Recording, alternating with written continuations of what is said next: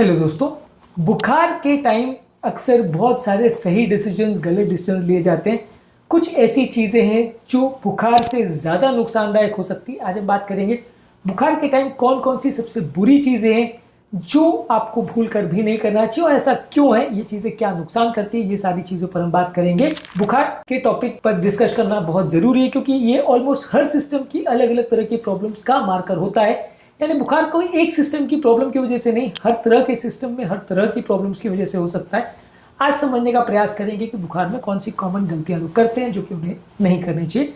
यदि आपको अगर फीवर होता है तो सबसे पहले आप क्या करते हो और क्या ब्लैंकेट लेते हो या एसी बंद करते हो या ठंडे पानी की पट्टियां करते हो, ये सारी चीज़ों में आप क्या करना पसंद करते हो कमेंट सेक्शन में लिखकर हमें बताएं। आज बहुत सारे मिथ्स और मिसकंसेप्शन को तोड़ने का प्रयास करेंगे। टॉपिक पर जाने से पहले जो लोग हमारे चैनल पर नए हैं उन्हें रिक्वेस्ट करूंगा कि चैनल को सब्सक्राइब करें, वीडियोस को लाइक करें।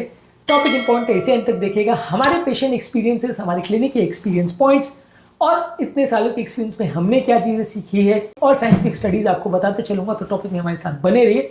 चलिए शुरू करते हैं।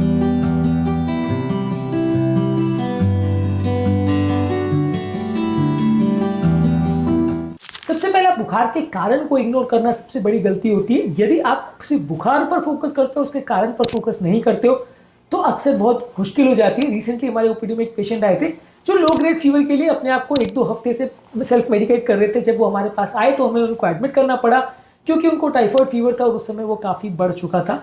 बुखार का कारण समझे बिना उसको ट्रीट करना सबसे बड़ी और डेंजरस गलती माना जा सकता है। 2020 में बीएमजे का आर्टिकल पब्लिश हुआ था जहाँ 40% पेशेंट जिनको प्रोलॉन्ग फीवर था वो मिस हो जा रहे थे और उनका अर्ली डायग्नोसिस नहीं हो पा रहा था क्योंकि सेल्फ मेडिकेशन की वजह से वो डिले कर रहे थे, डॉक्टर के पास नहीं जा रहे थे।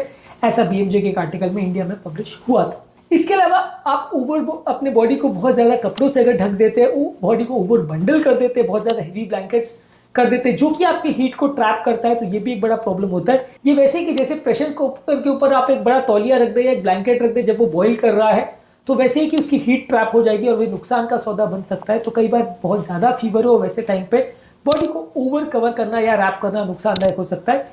रिसेंटली हमारे पास एक पेरेंट्स एक बच्चे को लेकर आए थे जिनको फीवर की प्रॉब्लम था। उसको बुखार में बॉडी बहुत ज़्यादा ठंडी नहीं हो जाए इसकी वजह से पेरेंट्स उसको बहुत ज़्यादा ब्लैंकेट से कवर कर रहे थे। इसकी वजह से बच्चे को फिब्राइल सीज़ेज यानी मिर्गी आना चालू हो गई थी। तो कई बार इस तरह की चीज़ें दूसरी प्रॉब्लम्स को भी लेके आ सकती है। पीडियाट्रिक्स इंटरनेशनल जर्नल में बताया गया था कि एक आर्टिकल में कि 65% फिब्राइल यानी बच्चों के होने वाले सीजर जो है वो ये बॉडी की ओवर हीटिंग के साथ एसोसिएटेड होते हैं। तो बच्चे को अगर बुखार हो रहा है और आप उसको बहुत ज़्यादा अगर गर्म रखने के लिए तौलिया वगैरह डाल देते हो तो कई बार इससे मिर्गी के दौरे पड़ सकते हैं छोटे बच्चों को।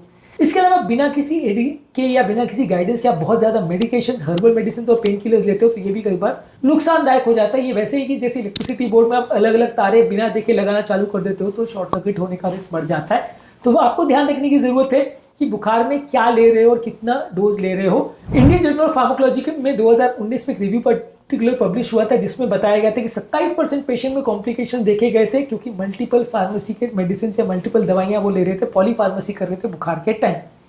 इसके अलावा बुखार के टाइम यदि आप फ्लूइड्स को स्किप करते हो और सिर्फ रेस्ट पर ही काम चलाते हो, खाने को भी स्किप करते हो, तो ये नुकसानदायक होता है। आपको आपकी बुखार के टाइम खाने और पानी की भी बहुत ज़्यादा ज़रूरत है। आपकी कार बेसिकली एक इंजन की तरह से जो गर्म हो रहा है, ऐसे टाइम पे आप उसको अगर पानी नहीं दोगे तो रेडिएटर गर्म हो जाएगा, आग पकड़ लेगा। तो ऐसे टाइम पर आपको उसको पानी देना जरूरी है, पानी और खाना भी देना जरूरी है क्योंकि आपकी एनर्जी नहीं तो कहाँ से आएगी। 2021 में एक आर्टिकल पब्लिश हुआ था जहाँ पे बताया गया था कि फीवर के केस में डिहाइड्रेशन की वजह से 25% लोगों का हॉस्पिटल स्टे ज़्यादा देखने को मिला था। सिग्निफिकेंट ज़्यादा उनका हॉस्पिटल में रहने का टाइम पीरियड बढ़ गया था सिर्फ डिहाइड्रेशन की वजह से।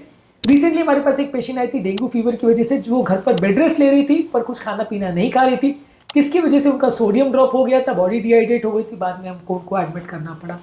इसके अलावा फीवर में यदि आप सिर्फ हर्बल थेरेपी या स्पॉन्जिंग पर अगर रिलाई करते हो तो वो भी कई बार सीरियस प्रॉब्लम को मास्क कर सकता है, जिसकी वजह से प्रॉब्लम्स आ सकती है।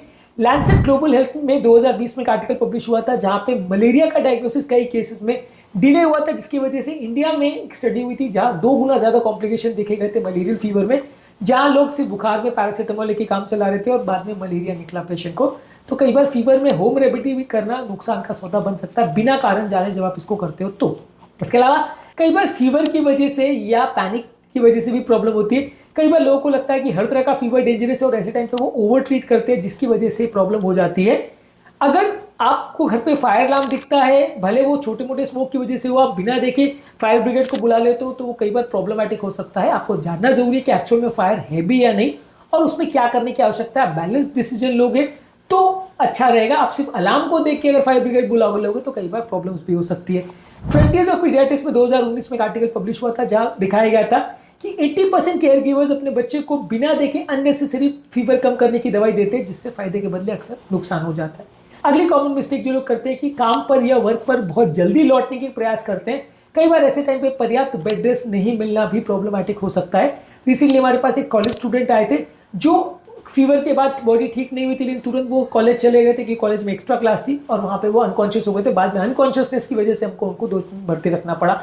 तो फीवर के टाइम कई बार अनट्रीटेड पेशेंट अगर काम वापस चालू कर देता है तो वो भी नुकसान होता है। ऐसे टाइम पे बॉडी को पर्याप्त रेस्ट देना जरूरी है। इसके अलावा फीवर को इग्नोर करना पूरी तरह से या लाइटली लेना, ये भी एक गलती है। इसके अलावा आप बहुत ज्यादा मात्रा में अगर हेवी खाना खाते हो या तीखा खाना खाते हो तो इससे भी आपको तकलीफ हो सकती है, इससे भी प्रॉब्लम हो सकती है। Easy to digest food product ज्यादा लेना चाहिए। फीवर के टाइम क्या खाना चाहिए और क्या नहीं, इस पर ऑलरेडी हमने अलग से वीडियो की है। इसके अलावा फीवर के टाइम अगर आप इंटेंस वर्कआउट करते हैं तो बॉडी का हीट बहुत ज्यादा बढ़ जाता है, इम्यूनिटी कॉम्प्रोमाइज हो सकती है, जो कि आपकी रिकवरी को कॉम्प्रोमाइज कर सकता है। इसके अलावा फीवर के टाइम बहुत ठंडे पानी के आइस बाथ्स लेना भी कई बार बॉडी के टेम्परेचर को बढ़ा सकता है। नॉर्मल पानी से ही स्नान करना चाहिए। ठंडे पानी से जब तक टेम्परेचर बहुत ज्यादा नहीं बढ़ नहीं गया तब तक स्नान करना गलत हो सकता है।